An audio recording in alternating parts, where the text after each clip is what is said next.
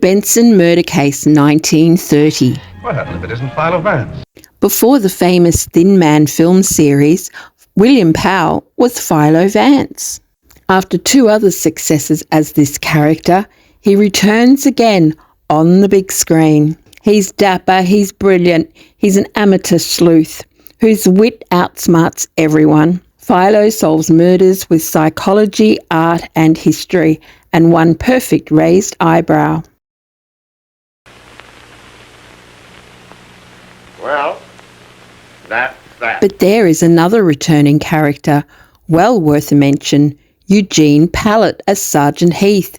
He's the stout, gruff, by-the-book cop, badge notebook, zero patience and all detective. I'm Mary from Moongoddess Diaries. Sergeant Heath. He wants evidence, he wants procedure, he wants Vance to stop being 3 steps ahead of him. And that's the magic combo in these old movies. Genius versus by the book.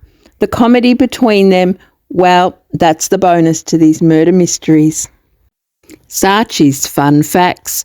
Look at Eugene Pallette's journey through his cinema career, starting as a young athlete type, cast as Aramis in The Three Musketeers. Sachi's got herself a sword. He was an avid swordsman in his day, playing with Douglas Fairbanks. In 1938, you'll know him well as Friar Tuck, sword in hand again, sparring with Errol Flynn in Robin Hood. Don't you get any ideas, Sachi? Later in life as the gravelly Sergeant Heath, he was holding his own with 5 out of 10 of the Philo Vance films, starring as a character actor with William Powell, William Boyd and Paul Lucas. Studios changed, Philo changed, but Sergeant Heath stayed. That's the great power of a character actor. His body grew stouter, his voice more gravelly, but it only enhanced his performance. What I love about Philo is at the end, he always humbly gives Sergeant Heath the credit in each movie. That's respect, that's class, and that's what makes this character so admirable. So let's take a look and watch as Philo Vance solves the next case in the trilogy. When a ruthless stockbroker, Anthony Benson, takes advantage of a group of his clients, he leaves himself open to their revenge as he decides to stay at his luxurious country estate.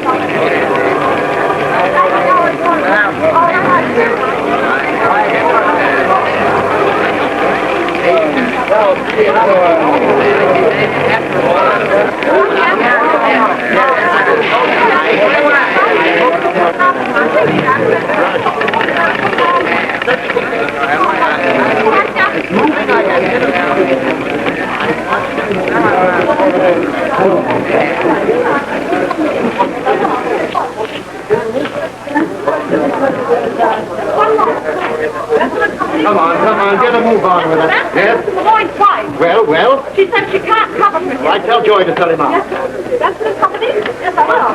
Sorry, I'm supposed to leave. Oh, I'm so sorry. Why's the matter? Oh, shut up. No. Hello, Marla. Phone me. I must see you. All right. No, no, no. Well, Mr. Benson. Yes? We're all cleaned up now, except for that one big account. Oh, you mean Gray? Yes. What does he say of us now? $380,000. You tried to notify us? The whole day yesterday and today. Well, try. Oh, never mind. Sell him out. Well, you heard me. Close him out. Miss Lester, get those smaller packages out of the safe and bring them to my office. Yes, sir.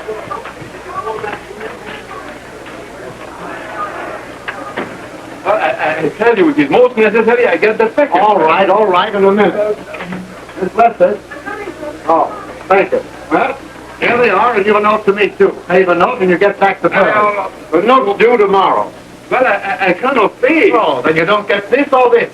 since you can't pay the note. Oh, Tony, are you not my friend? Sure. If I weren't, you wouldn't forge my name to this check, would you? Oh, Yes? All right, tell her I'll see her in a minute. well, I must have this package. Try and get it. If you don't give it to me, Now, listen, you won't do anything. Who do you think I am? One of your faded widows? And I'm not very afraid of male lapdogs. Well, isn't he? Hearing men fight over something besides me for a change. Miss Del Roy, Mr. Moss. Hello, Delphi. Hello, Fanny. He knows you, too? What are you all at Twitter about, anyway? You, borrowed these from your meal ticket, didn't you? And she's in Paris, isn't she? Well, you better pay me somehow, return her before she gets back, hadn't you? Yes? What did he mean, your meal? Paris. Where did you think I picked what I gave you? From the tree? Mrs. Banning is? Who? Tell her I'll see her in a minute. Well, old boy, your meal ticket's back. Perhaps she brought you a Parisian dog biscuit. Oh. What is this? What's that dowager's delight got that I haven't? When you're a big boy, maybe I'll tell you. Yes? Well, let me tell you something. Dog.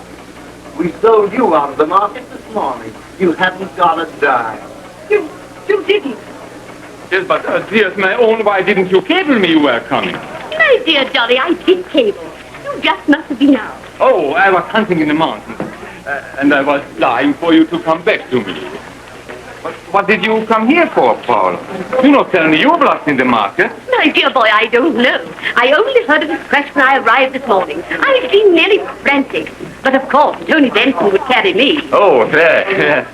Where is Tony? Oh, wait. Tony Benson, you're a cold smell, aren't you? No wonder I can't go for you. You could have given me another day to cover. You didn't answer one of our margin calls. Oh, I was going to bring you my pearls, but... Say, what's in that box? No. Oh, Tony, darling, I simply must know what happened to my house. You carried me, of course. No, you were a little overweight. Tony? Oh, Mr. Gray, excuse me. We tried to get in touch with you. I've been out of town. I was going to mail these to you. You see, you were the last account we had that wasn't covered, so, I understand. Mr. Gray, would you mind waiting in the waiting room? There's someone in Mr. Benson's office. All right. Yes, I sold you out. All of you. All except Adolph, who wasn't even in. No, it's something else your dear Adolph owes me for. Not the market. Yes, and I'm going to... Never mind. Oh, you're busy, Thomas. No, come in, Harry. The storm seems to be arriving. It looks as if one has already arrived. I'll come back when you're alone. All right, Harry. I have nothing more to say. You are not a gentleman, Mr. Benson. I know. I'm a smell. Well, is it my fault that you're on the high seas when the market breaks? I've a good mind to... You won't do anything. Mahler said he would, but he won't. None of you will. Oh, I suppose if you could, I'd be a corpse by now. Well, you were called on for margins, weren't you? You wanted to have your cake and eat it too. Easy money, quick profits. Well, you gambled and you lost. Yes, you lost. Mr. Benson. You lost, I tell you. Dolly, dear, haven't you anything to say to this person? The way he's talking. With what I've got on him, oh, go on. Get out of here, all of you. Go on. Go on, get out. Leave me alone. I'm all in. Hello, Miss Lester. Get my chauffeur at the garage. Tell him to meet me at the club at 6 o'clock, yes. I'm going to spend the night at my place up the river, and I don't want to be disturbed. All right. Yes, come in, Harry. Even the heavens seem to be crashing. Say, Harry, why don't you spend the night with me at my place up the river? Not a bad idea. We can meet at the club at 6 o'clock and have a steam and a rub down before we go. I'm nervous. I don't blame you. After that gang that was just in here, they don't like you, do they? Well, maybe not. You know, Harry, I'm sorry I had to send you out. But then you big shots are used to taking it on the chin. Not twice in succession. Twice? Big Greek walked off with 180 grand of mine last week. He did? Yes. He high-carded me. Oh. Harry, why don't you quit that racket? I like it.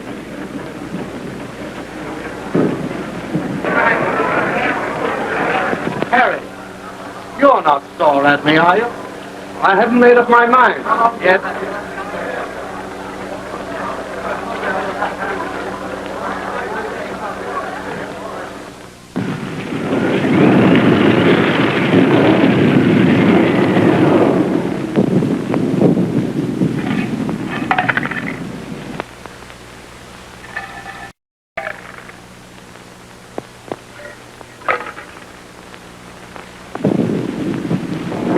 $3,000 you're in me. Yeah, $3,000. I've got the jump. No wonder. After what you did to me today. Oh, well. Those crybabies at the office got on my nerves. But I put a couple of twos and twos together, watching Del Roy and Mahler. Oh, let's go to bed, eh? Oh, I left my bag at your club. I'll phone for it. You'll have to rough it, though. I let the servants go for the winter.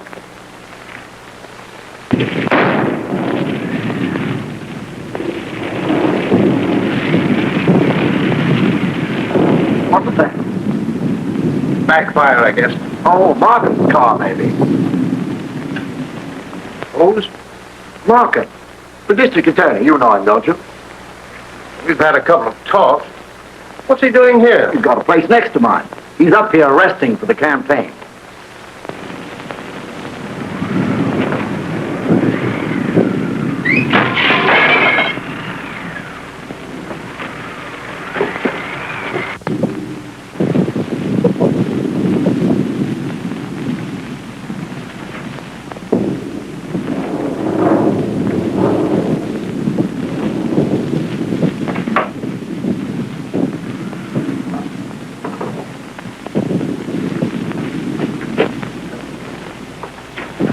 Hello, Fanny.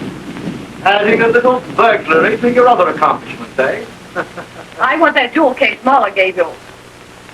Oh, so he borrowed him from you and not Paula Banning, eh? Well, what do you think of that fella? Hurry, Benson. I was going to give those pearls to you, cover my account, but I couldn't find them. Hurry what? That jewel case is in my office safe where it'll stay. Oh, no, it isn't. I saw it in the pocket of your coat as you left today. That's right. I forgot. I was upset. They're in my coat pocket downstairs. Oh, I'm sorry. Excuse me, please.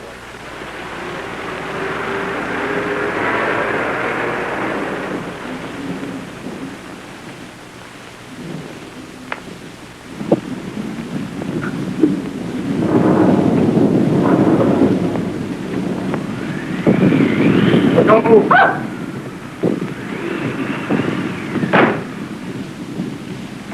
What do you mean, frightening me like that? Do you have a drink? What? Yourself. Tony. Who's that? It's Gray. I'll get rid of it now.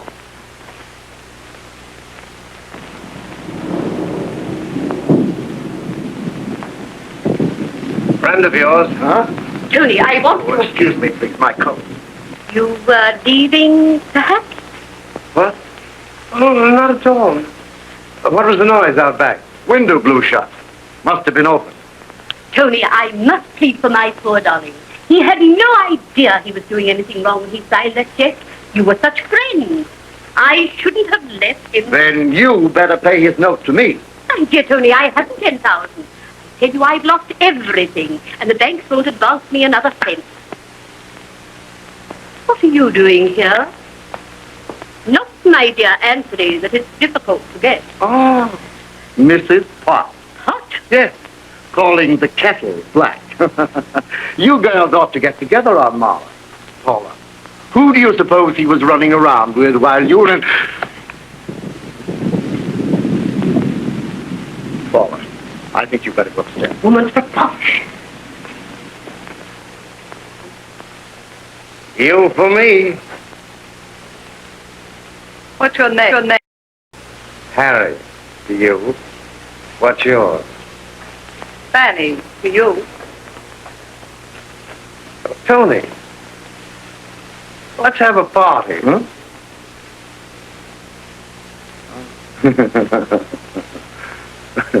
Are you going to give me that case? No. I would. Now, look here.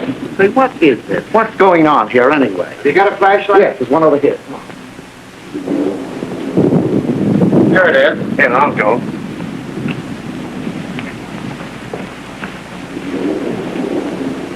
I want that jewel case Mahler gave you, and I'll get it.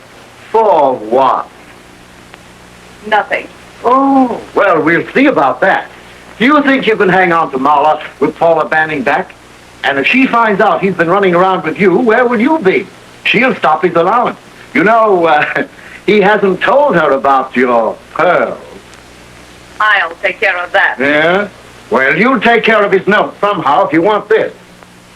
Say, why all this frenzy about a few pearls?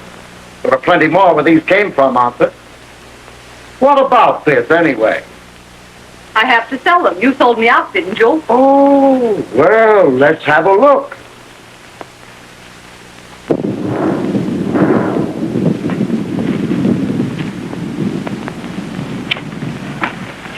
Listen, now, wait a minute. Oh. I fell in. I'm glad you are here. Tony might have misconstrued my arriving this way had he been alone. Well, he's certainly got plenty of company now. What are you people trying to do anyway? Remove this guy? Oh, no. Well, let's go upstairs. Yes,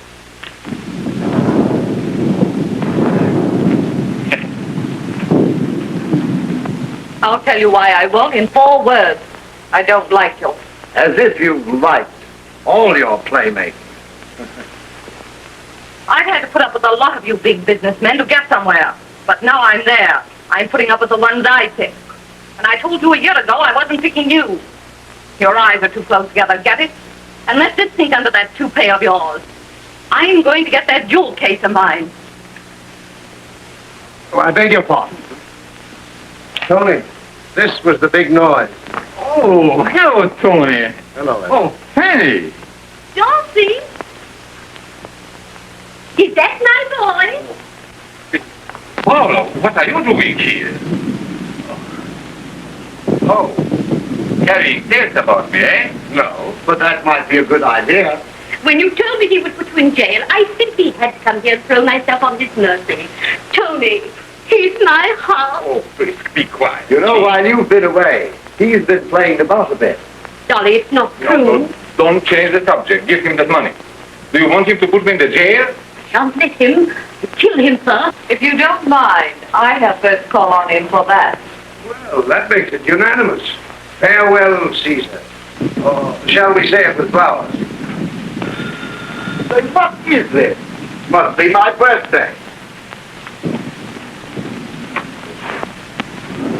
Oh, Mark, hello, come in. I just dropped by. Beg your pardon. That's quite all right, come in.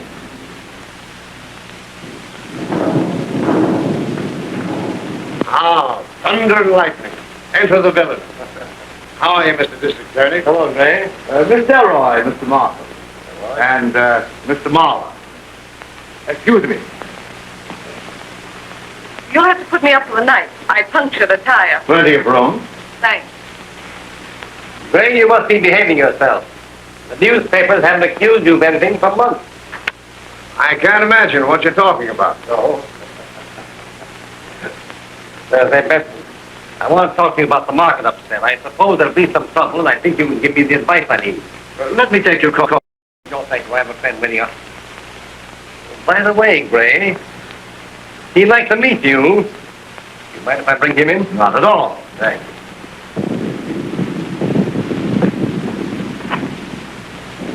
You know, Markham seems to be quite interested in you. Well, if he is, it won't do him any good. Paula is so upset. You don't mind if she lies off for a moment. I shall prepare her some. Sure. We've all been too excited anyway. There you are, Gray.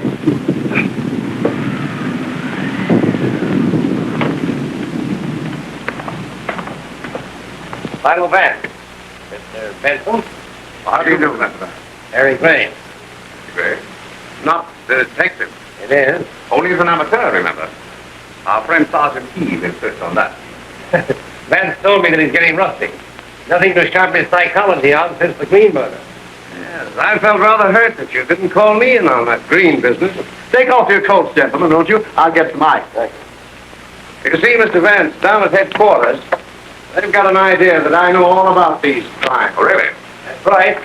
You and, Vance, Well, those killers of his, at least the ones I've read about, It seems to me they're all amateurs, too. Yes, so it was. That's why Markham thought it might be amusing, without disturbing my status as an amateur, remember, for me to meet an authority on profession. Harry, get some cups. We'll have coffee. Right. Won't you sit down, Mr. Vance? Thank you. Benson, is the market hit you? Well, you never heard of a bootlegger drinking his own stuff, did you? Strange you two should drop in here this evening on top of everybody wanting to murder everybody else. Market, of course. Oh, we need another bottle. Well, I'll get it. Oh, here are the keys. And by the way, be careful of that burglar alarm in the cellar. I think that burglar alarm would interest you, Mr. Vance. So? It's a rather tricky arrangement. Later on, I'd like to show it you.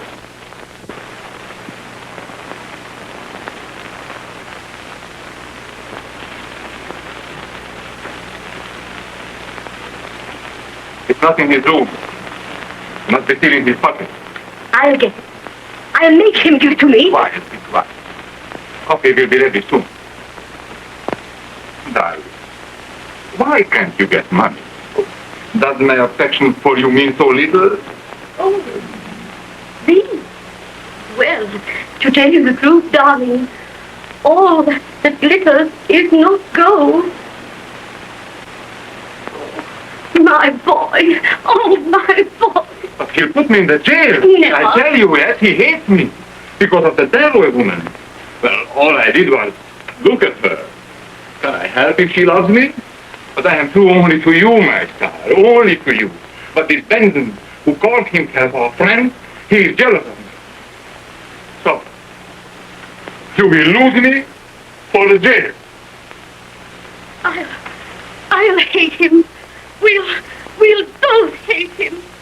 Oh, my boy. Oh, my boy. The most important thing is not to get the envelope, the check, the note. Oh, you jelly. That's how they kill in books, Mr. Vance. But the way it's really done is quite different. I see. Then your thought is that if I had matched wits with a professional, I might not have been so lucky. Is that it? That's it. No thanks. Oh, I'll get you some coffee in a minute, Mr. Markham. Well, I've had this bottle in my cellar, Markham. Before Prohibition. Naturally. Oh, if you'll excuse me, I'll see what the ladies are doing. It's very interesting to get your point of view, Mr. Vance. Just how would you stack your cards against a professional? Well, it's my theory, Mr. Gray, that the only infallible method of determining human guilt is by analyzing the psychological factors of the crime and then applying them to the individual. The point is, in these cases of yours, Vance, the gun, that's newspaper slang for killer, Mark. Hey, what I mean to say is, these killers you've met always used a lot of trick stuff, a lot of props. The professionals don't. From what I hear, they bang 'em neat and leave 'em where they lay. Exactly. That's one of the reasons they're so seldom caught. In other jurisdictions, I mean. You mean to tell me that you'd ignore all tangible evidence of the crime? Not ignore it, no, but neither would I accept it for gospel on its face value. Well, I'll make that coffee.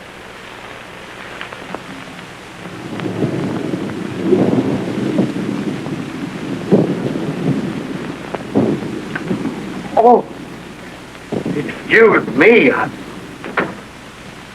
Why don't you go in my room to dry your things? There's a fire there. Thanks. I want that jewel case. I'll get it, you know. Yes, all right. Later on, when they leave downstairs, we'll talk it over, eh? Will we? I'll be back. Listen, I'm going to get that jewel case. All right. I'll be back.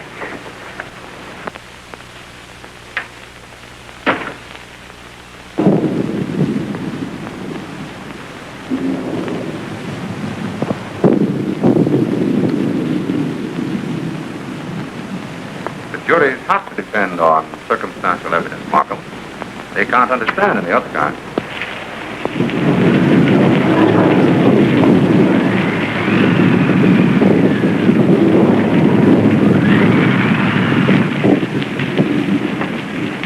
This.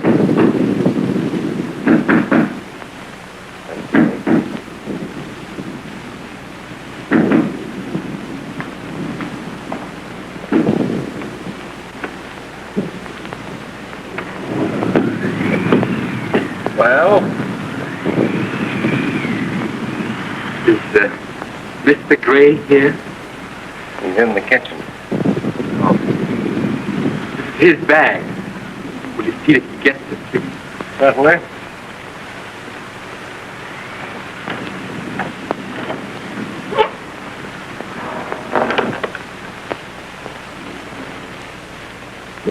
What do you suppose he has? Oh, this came for you. My bag. Thanks. What's in it, Ray? Pineapple?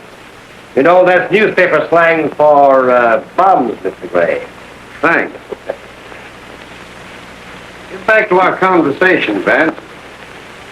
How do you think you'd come out with one of these bang 'em and leave 'em lay killings that we were talking about? By a professional, you mean? Exactly. Well, it might be rather interesting. Have you anything in that line, Markham? Talk to Gray. I seem to have quite a reputation in this town. For the killing. Well, perhaps something could be arranged. Splendid.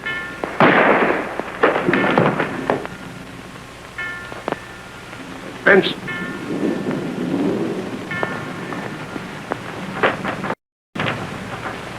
Nothing here. He's dead.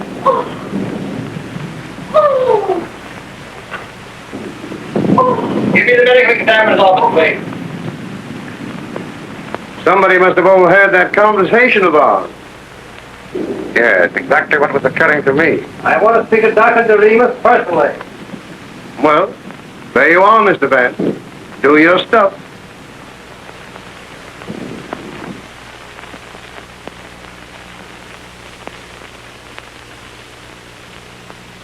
Well, that's that. Yeah. The dawn coming up like thunder across the Hudson outside the lodge disclosed the cold body being kept warm by a steamer rod. Hurry up with that phone and give me a match. The first to arrive on the scene was the brains of the homicide squad. Sergeant E. for Edward. Ernest. Sergeant Edward Heath. Or as I nicknamed him in one of my more brilliant moments, Edward Sleuth. So as everybody would know he was a detective. I'll can that stuff. Now listen, whenever I've got anything to give you, scribes, I'll tell you. Yeah? Who's going to tell you?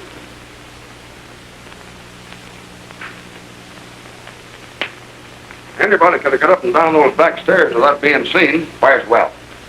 Up going over the bedroom. I tended to that. You get outside and look around the grounds. All right. Say, what's ailing you? I got sold out in the stock market. No. Yeah, I lost $90. Wiped out. By the way, Mr. Markham phoned. Mr. Vance would be here right away. Oh, yeah? Well, I'll try and arrange it so that I'll be just gone when time he gets here. Oh, well. How do you spell clue? What difference does it make? There ain't any. Oh, I wouldn't say that, sir. Oh. Good morning, Sergeant. Why, hello, Mr. Vance. No go, Sam. I'm afraid the blue in that is going to clash. Take that phone in the hall, Well. Blue, Sergeant, is a very tricky color. You know, in spite of its commonness, it's quite difficult. But that's a novelist, of course. Oh, so it is. Mr. Vance, you know, pardon my obscurity, but sometimes I don't quite follow you. Really, Sergeant? No, now, a while ago there, I said there wasn't any clues. And you said that you wouldn't say that. Well, I wouldn't. Really. That was the Times calling. They want to know if You tell the Times that when they get my name right, they might get a story. You see, Sergeant, I decided to spend the night here in meditation. So I phoned Sam to bring out my things, and I meditated. Any luck? I've been studying that little derringer that was found at the top of the stairs there last night. It's rather unique. Yes, ain't it? And, of course, the lady's handbag, which you no doubt found in Benson's room there. Yes, I got that right here. Cherchez la femme, eh, Sergeant? Oui. These two are great together, aren't they? Sachi's Intermission. She'll play piano for us if she can put her sword down. There certainly is a cast of shady suspects, a notorious gambler, the actress, or the mysterious gigolo. Do you guys have any guesses yet? But I was told to come by telephone. I was to ask for Mr. Vance. Say, did you get that? Well, you go inside. Say, is Philo Vance on this one? I don't know. Is he inside? I wish I knew. Hey, come on. The library here since 6 a.m. Vance is here as a Santa Claus. He must have come down the chimney. One of those two dames owns this bag. Well? Mr. Vance? Oh, yes, come in. You know, Sergeant, when Albert here popped in last night, Markham thought that he was Gray's man. Great. Oh, no, sir. As I explained to Mr. Vance when he called me up this morning, Mr. Benson was my employer. He telephoned me last night to bring Mr. Gray's bag from the club. What's your name? Albert Brecker. The medical examiner's here. Show him up. And you stick around. Thank you. Well, another dizzy dame to do some jury vamping, I suppose. I doubt, Sergeant, whether any woman was in this room with Benson immediately prior to the murder. That's what I wanted Albert for, to verify. Good morning, Sergeant. All right, now. Bless my soul, Mr. Vance. Why, I haven't seen you since we laid the Green family to rest. Right. There was a lovely murder case for you, Sergeant. Bless my soul, yes. I was there. Well, hop at the body, Doc. Certainly. Have one of your men give me a hand, please. Surely. Oh, I'm sorry I wasn't here last night. Wedding anniversary. My wife and I always celebrate. Went to a hockey match. How's the election coming? Fair. Good. Mr. Benson kept his toupee beautifully, didn't he? He was a bit touchy about himself, if I do say. Vain, you mean? Yes, sir. Well, what guy with a list of phone numbers he had wouldn't be? Elementary, my dear Albert. Elementary. Sergeant, you've been reading Sherlock Holmes. Quite right, my dear Watson. Quite right. Oh, well. Take care of these, will you? This was Mr. Benson's favorite toupee, sir. Fancy. Oh, no, sir. I once worked for a gentleman that had 7. One for every day in the week to correspond to the natural growth of his hair. Albert, do you think that Mr. Benson would have appeared before a lady in whom he was interested without his toupee? Oh, no, sir. He would rather have died. Well, he got his wish. The doc said he was shot at about 6 feet, and no powder marks. Well, suicide's out. Unless Benson was an acrobat. If you don't mind, sir. Of course. Thank you, Albert. I'll see you later. Thank you, sir.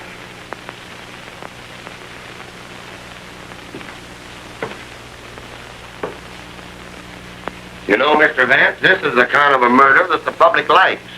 Have you any suggestions? You know, you might have. You were here when it happened. Sergeant, after a night of meditating on what happened before the murder, I have suggestions no end. Oh, Burke's got something out front, Sergeant. Be right down. Oh, Mr. Markham told me about the stuff Harry Gray was saying to you. Like he was leading up to the shooting to kind of try you out. The nerve of that gorilla. What's Gray's history? Well, he's suspected of a lot of things. Ever been convicted? Too smart.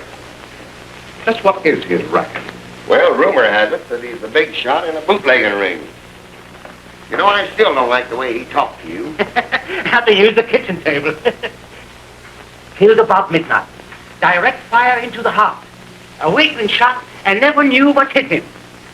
Bless my soul, no. Well, he must have seen the guy. Come and have a look at the bullet. Most interesting. I'll be right with you. Come on, let me... Never mind. Sergeant, Yeah? one of the boys found this in the bush. I had it in my hand In your hat. In here, Jim. Yeah, all right. Come on, give us a break. Let's see it. Oh, quiet down, will you? What was it? Handbag. Right here. Gun. Got that, too. Give me that piece of paper I found in the wood box there. Get that phone. Look at this, Mr. Vance. Yeah, I'll tell him. Here's an empty jewel case that we found in a bush outside. Been thrown out the window. Last night, maybe. And here's the paper it was wrapped in that I found in the wood box right there. It's marked Mahler. Interest to us later. Yeah, I'll tell him. But, Mr. Vance, with the election coming up Tuesday and the papers riding us the way they are, I've got to have something now. Well, what about that small puddle of blood on the second step from the top there? Hasn't that any particular significance to you? Oh, Sergeant. They picked up Del Roy down at the Grand Central. Trying to beat it out of town. Del Roy. Yes, yes. I'll be right down. Mr. Vance, your car is here. Thank you. Together, Wells. Say, Mr. Vance, who did this? The four Marx brothers.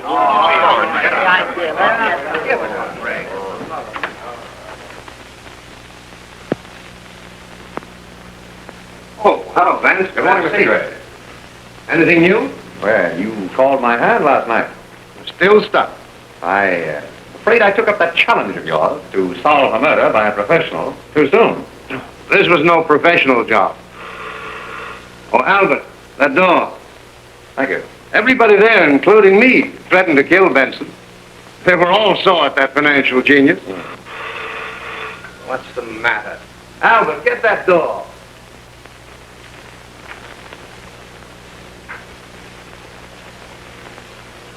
You know, somehow I had the impression that Albert was Mr. Benson's man. So he was. I just took him on today. You see, Benson's dress ties were always tied smart. And Albert there was the boy who tied them. That's it. I see. Oh, come in, Frank. Good morning. Good morning. Those two women that were there last night, Vance, never get mixed up with women. They're dynamite. No brains. Just say so. Yes. You see, I don't let just anybody put a razor on me. Neither did Napoleon. I read about that. That's where I got the idea. Now, Mr. Gray, I wondered if I could get you to help me out. Sure, I'd better, or they'll be indicting me again. If everything those birds tried to pin on me stuck, I'd have worn out a carload of electric chairs by now. You see, my business makes me acquainted with a lot of tough mugs. And Markham and that detective Heath call me in every time an automobile backfires. But I don't mind. That's their job. Yes, so it is. Well, Mr. Gray, something the police overlooked at the Benson Lodge seems to point to one of the guests there last night. And I thought perhaps you might know someone who would look into his room, his hotel room for me, professionally. After Mahler, eh? Well, I know a stool pigeon that you might use as a bellhop. Of course, he'd have to have a package or something that he was delivering, in case someone walked in on him. Very good. You wasn't looking for me, were you, Albert? Come on in here. See here, Gray. Oh, you're here. Oh, yes, Sergeant, I'm here. Well, I wasn't but a minute behind you on this one. I'm taking you downtown. Get in there and get ready. Get your hat. What's the idea? You too, Gray. Mr. Markham's got some questions he wants to ask both you boys. All right. Just as soon as I'm through here. Didn't I tell you they try to pin this on me? Oh, you never killed Benson. Not personally, you didn't. But when I learned that Albert here was working for Benson yesterday, and for Gray today, well, I don't have to explain that to you, Mr. Vance. Hurry up, Albert. No. Albert the murderer and Gray the accessory, huh? Certainly the rest of our little group won't object to that, will they, Mr. Gray? Hardly. I'm on my way to Knox, Sergeant. Exhibition of Japanese prints. I'll see you later, no doubt, if you'll excuse me. Hello. Hurry up and get him more stuff. All right. The bag's mine. I was in his room then. After climbing in the back window. Why? How did you find out? Well, Harry Gray was present, you know. But Gray's out. He was in the kitchen making coffee. I see. Harry Gray can't tangle me in this. Why did you try to leave town? Find out, if you can. Don't be so picturesque. I'm not a jury. Oh, you're a fool if you think Why did you go to that house? To talk to Benson about my account. He sold me out. We quarreled. Then you needed money. No. Did you, ever see that before? No. Benson was interested in you. Suppose we say that he attacked you. Well, If you'll excuse me, your reputation is well known. The Bortheim suicide 2 years ago. The case of... never mind that. I've liked men in my time. They've liked me. What of it? I didn't like Tony Benson, but I didn't kill him. If my thoughts could have killed the swine, he'd have been dead long ago. The rest of them are in the reception room there. Wait, please. Sergeant, Yes, Chief. get Mahler and Mrs. Banning in. Yes, and you want that ballad of Gray's, too, when I'm through with him. You know, Chief, there's something funny Now, about... never mind that now, Sergeant. Del Roy seems upset. I don't wonder. You balked at her. You shouldn't balk at the ladies, old man. Oh, I'm busy. This is not the only case in New York, and you're not helping me any. You're more flippant than usual today. Well, this was a particularly flippant murder, Markham. And if you go on trusting clues like those, you will be trickier still. Have you a clue? I have instructed my lawyer. Get out. I can't conceive who would want good old Tony out of the way. Well, we were just planning our fall hunting trip for this month. Oh, you have, Mr. Mahler? Be quiet, Dolly. You keep out of it. You will have both of What's us. that? Oh, I love to hunt. I love to hunt. I was with the Sir Edward Davis. Never mind all that. This envelope with your name on it was found in Benson's desk. It contains 3 very interesting documents. Then it was useless. He didn't have it with him. What will you do? Please, Paul. The first is a canceled check of Benson's made out to Adolph Mohler for $10,000. Oh, The second is a confession signed by you admitting this check to be a forgery. And the third is a note for $10,000 made out to Anthony Benson, signed by Adolph Mohler. yes. Oh, I should have mentioned those things before. You know, my financial arrangements were not all one could desire. I shouldn't have left you. Unfortunately, to protect Madame Starks, Mr. Benson requires $10,000. Oh, and so you forged his name. Oh, you mean it would have been a forgery if he had made a complaint? Well, it's a cinch he can't make one now. It's a forgery just the same, Sergeant, but I'll take that up later. He forges Benson's name, pays him back with his own money. Marvelous. I explained it to dear old Tony at once, of course, and offered him this note. Which falls due today. Yes, and... You mean to tell me that Benson accepted your note without security? Oh, well, naturally. Yeah, well, what was wrapped in this piece of paper, which was found in the wood box with your name on it? And, Tony gave me a party for my birthday and presented me with a gold pencil. I have it You didn't tell me it was your birthday. Please, Paula, be quiet. You will get me an electric chair. But, darling, You will come with me. This is the security that you gave Benson for that note? Oh, so Miss Darrow told you. Who? Those birds are Miss Darrow's, and she threatened to kill Benson herself. Del Roy? Yes, she's a snake, that woman. I'm through. I'm finished with her. Now you are the work to me again, darling. Do you think I would accompany you through your sordid affairs? Oh, Phoebe, Miss Darrow loaned me her purse. And What a lovely liar. He bought them for me one day and stole them the next. So, Adolph, that's what became of the money I sent you to cover my margins. No wonder you forged that check. Why, you were Sneaking into Benson's house last night, both of you. Why did you quarrel with him? I wanted to get back that confession of forgery. He threatened to put Adolph in jail. Mr. Markham, Adolph's all I have now, except the money that makes him love me. You threatened to kill Benson yourself, didn't you? Yes. Well, who didn't? Mr. Markham, may I have that jewel case? Mr. Gray is here, sir. Oh, send him in. There's no one in the other room. Sergeant? In here, please.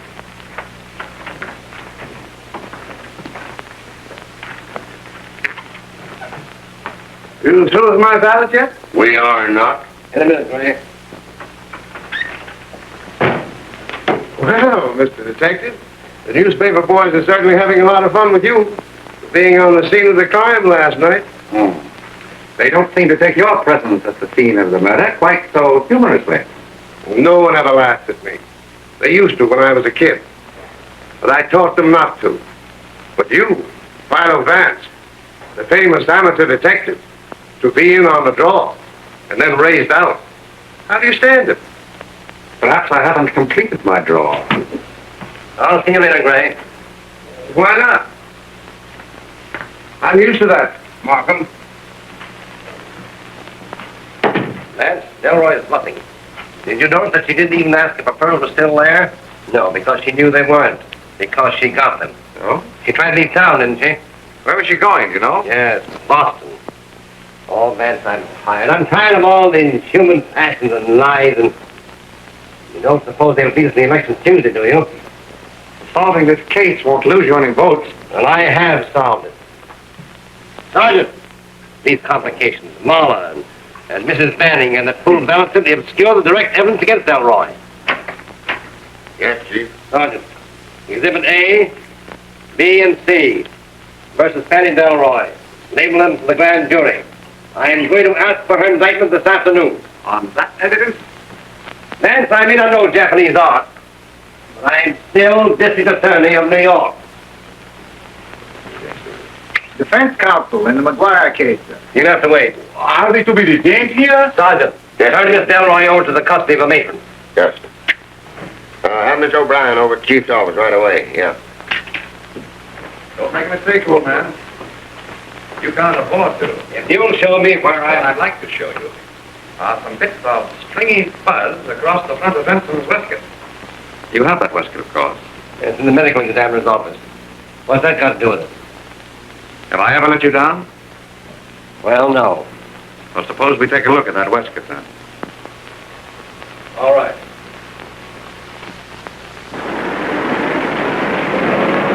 County courthouse. Yes,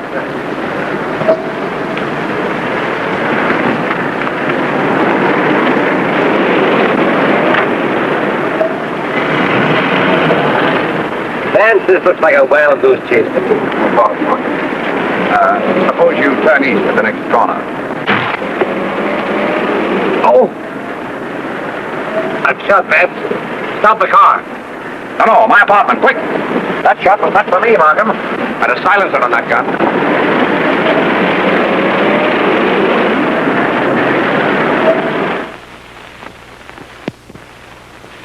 What makes you think the bullet was meant for you? Something I said in your office. I must have been overheard. By whom? All the possibilities were there, weren't they? Well, I still think it's Del Roy.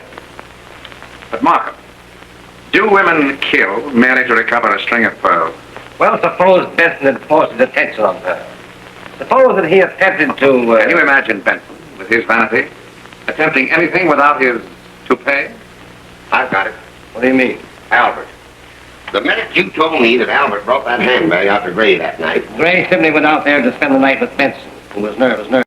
Well, he picked a swell chaperone. Yeah, Gray forgot and left his bag in Benson's room at the club. Benson phoned and Albert brought it out, that's all.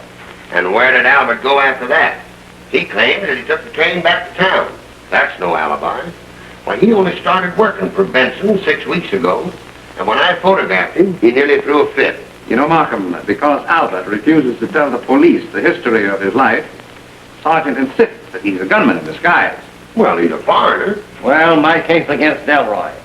So, Sergeant, you tell Smithers to prepare the indictment. Yes, sir. Now, just a moment. I'm not going to let you make fools of yourselves. Markham, until tomorrow night, let me handle this in my own way. Now, if you don't, on the day after tomorrow, the morning papers and I, not you, will have solved the murder of Anthony Benson. And that's election day. You stopped me last night from proceeding what I saw fit. And I got a bullet in my arm. Del Roy had the real motive. Oh, motive. Drop a nickel in the slot and get a motive. Everybody has some motive for murdering somebody. Yeah, be careful somebody doesn't murder you. No, nobody's going to get him, Chief. I'll watch over you, Mr. Vance. Thank you, Sergeant. Oh, tell me, did that firearms expert of yours say when he would know about those bullets? Sometime today. I'll see him. And if you don't mind, Markham, I'd like to have Miss Del Roy's jewel case brought to me here this afternoon. Right. Then I want a policewoman. A policewoman? Yes. Say, I can handle anything in this case. Well, very good, Sergeant. This is a little job of chambermaiding in a hotel. Oh.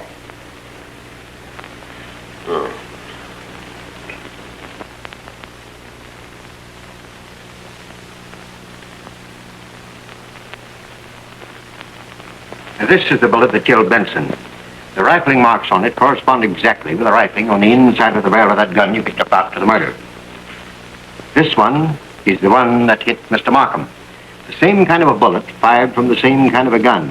But the trouble is that this is such a special make that I don't understand how there can be two of them exactly alike around here. Excuse me, Mr. Vance. Yes, well. Here's the picture of those fingerprints you wanted. Oh, good.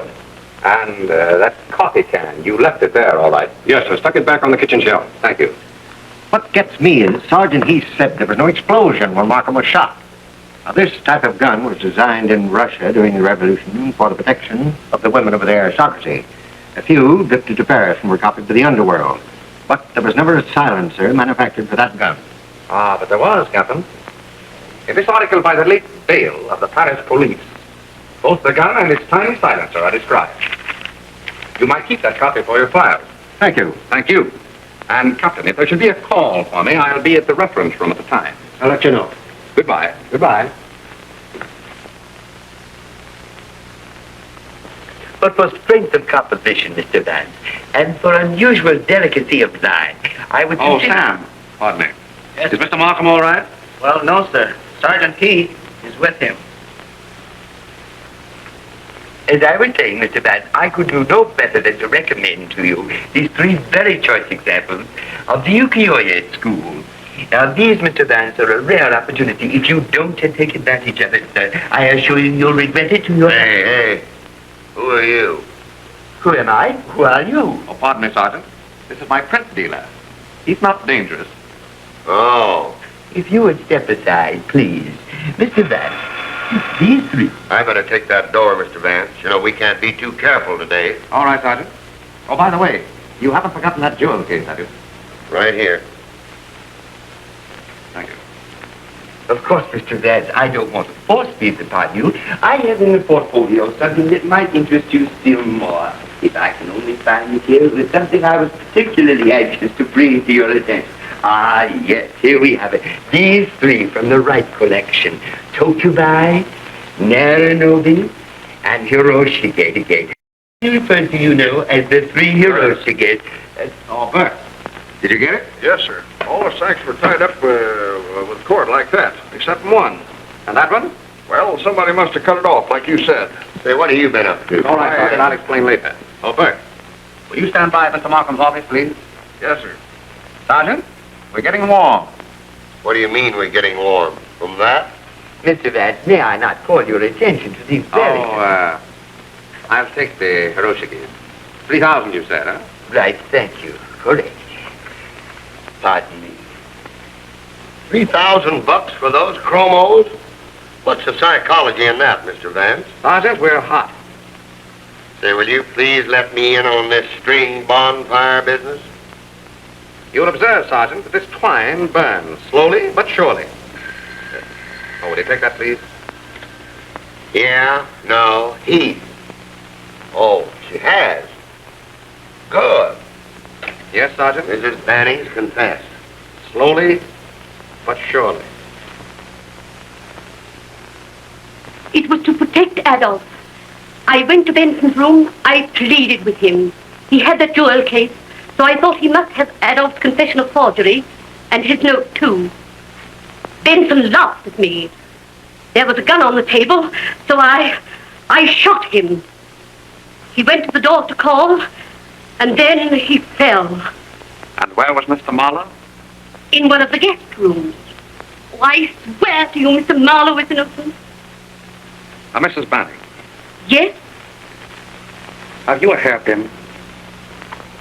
What? A hairpin. Yes? May I have it?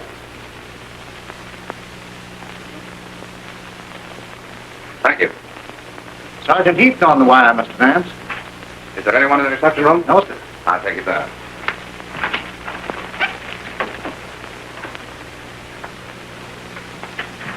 Hello. Yeah. Oh, just a minute. And what are you doing up? You think I can lie around your apartment with the newspapers panning me about this Benson crime? Where's Sergeant Heath? I can't find it anywhere. I had him on the wire. He's doing something for me. Oh.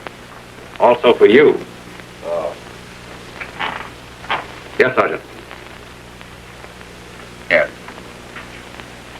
All right. Arrange it for 6 sharp.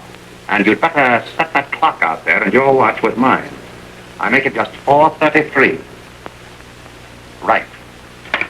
Mr. Vance, if you're through with me, well, I haven't had any lunch yet, and... Oh, I'm terribly sorry, sir. Suppose you eat first, and then pick up that policewoman who's chambermaiding for us at that hotel, will you? All right. Good. What do you think of her confession? Well, more a confession of love than a confession of guilt, don't you think? You mean that she's trying to protect Mahler? Whatever. Mr. Gray is here, sir. Send him in. How do you do? Oh, hello. How are you, Gray? Hey, when are you going to play that hand you've been bragging about? Tonight. Would you like to sit in on the game? Table stakes? Anything you say. Now, you say. This'll be your party. I don't think so. Markham, I'd like to have all our little group at Benson's Lodge in 1 hour. And suppose we take along a photograph of Adolph Mohler's fingerprint.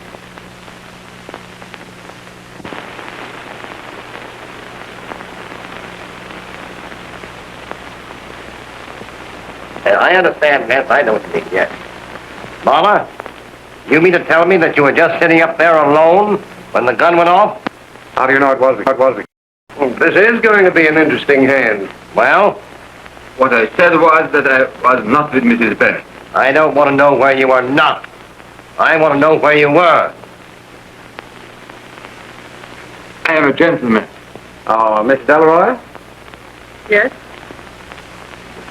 He was with me. Remarkable fellow, Mahler. Oh, come on. We're not getting any place at all, Vance. You'll have your murderer, Markham, by 6 o'clock. I can't stand much more of this. If you've got anything on me, say it. This is a rather unusual jewel case of yours, Miss Del Roy. Oh, but you... You know, Markham, Miss Del Roy had a better motive for keeping Anthony Benson permanently quiet than any of them. Please, I would like to go. You keep quiet. And you, Albert, hiding your part from the police. I was afraid. I don't blame you.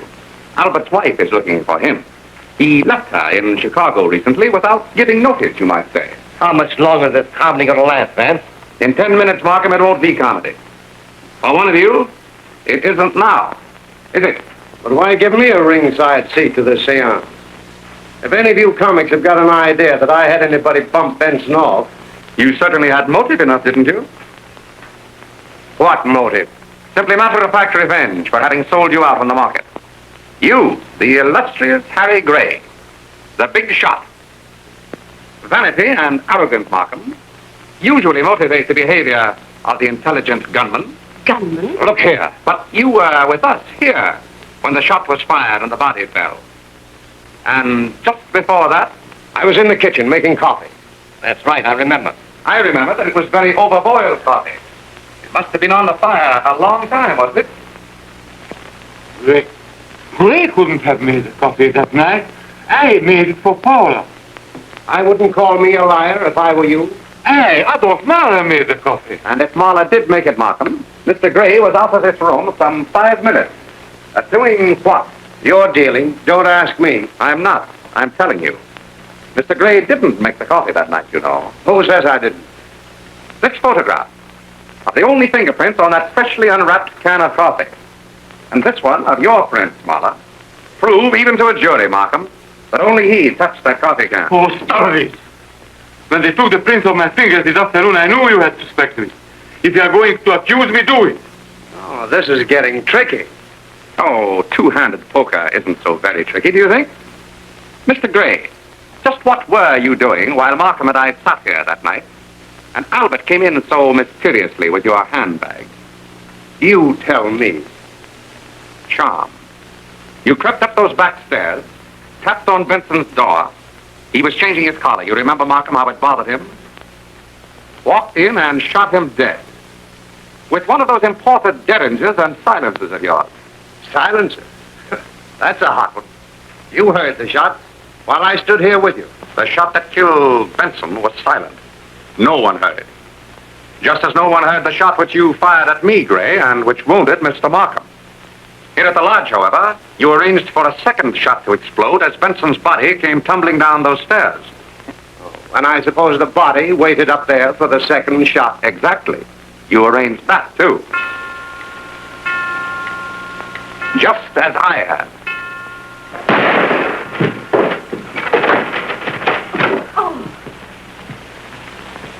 The dummy, a bird. Yes, sir. Supported at the head of the stairs by a piece of twine of the same kind that Mr. Gray cut from a sack of liquor in the basement that night. The twine was caught with the Benson's body and looped around a newel post at the head of the stairs. I knew that the body must have been there for several minutes. And how did you know? Because if Benson had been shot immediately prior to him down the stairs, there couldn't possibly have been that puddle of blood on the second step from the top, could there? Very interesting. But where were all these people while I was doing this Houdini stuff? Do you think I'd take a chance of being walked in on like that? But what chance were you taking after you saw that Mrs. Banning was resting on the bed in her room? How did you know that? Your hairpin, Mrs. Banning. Thank you. It exactly matches this one, which I found on your pillow up there that night. From the impression of your figure on the bed, you must have been resting there for some time, weren't you? Yes. I was lying there when the shot was fired. Oh, all right. But what about Del Roy and Mahler? Miss Del Roy has already told us, but he told us it was with her, discussing of pearls, I should think. Mr. Mahler had considerable explaining to do, if you'll remember. You listened outside their door, and what you heard convinced you that they would remain there for several minutes at least. But how could he have timed the shot? As I just did with the dummy. There's another of Benson's cartridge burglar alarms like this one. You used the one Benson had stuck in the door of his storeroom. You got it when you went down to the cellar that night. After you had made sure that you would not be interrupted by Mrs. Banning and the others, you hung the body and the alarm on that twine up there. Then you set fire to a loose end of the twine, so that when the flame reached the nut, the twine broke, the body fell, and the alarm dropped to the floor, where it exploded like this. You were first upstairs after the body fell. You quickly dropped the derringer behind a newel post, picked up the alarm and the string, put them in your pocket, and told me to do my stuff, wasn't it? Well? He meant to kill Benson, you see, but surrounding it with the props he did was simply camouflage, I suppose, to befuddle the amateur. You're going to have the time of your sweet life trying to hang this on me. The policewoman I used as a chambermaid in your hotel has already hung it on you. She found Miss Del Roy's pearls, which you stole that night after the shooting to divert suspicion. Anything else? Oh, yes. The coat you wore, Mr. Gray. It seems that bits of fuzz from the twine you used were on Benson's waistcoat. Also, on the inside of his pocket. The same pocket from which I saw you withdrawing your hand as I followed you up the stairs. You know that isn't enough. Do you think any jury would go for that?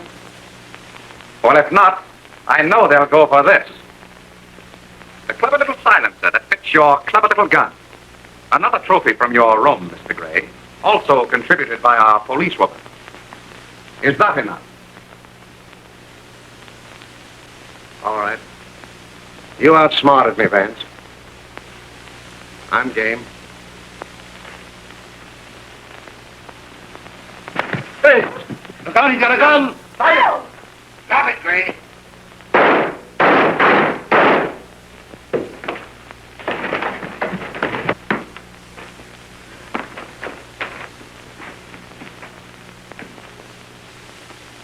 Well, Mr. Vance, I told you I'd watch over you. Thank you, Sergeant.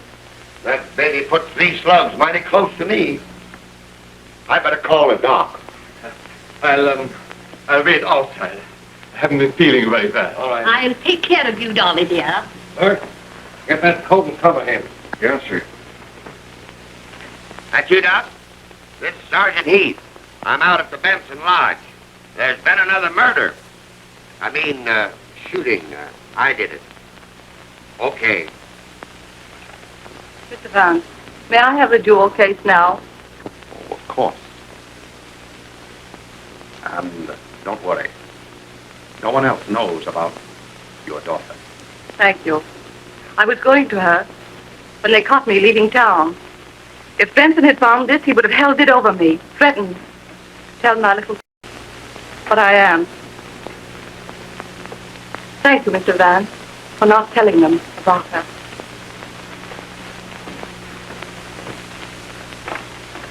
So it was Harry Gray, Mr. Vance. Well, it didn't surprise me any.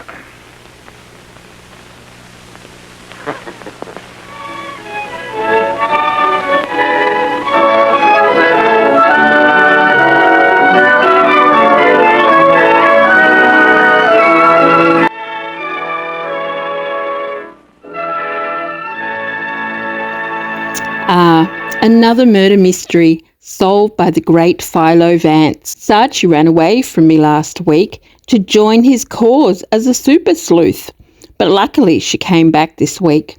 She returned as she said the preserving of these movie classics is a much more important cause to show them for all to enjoy.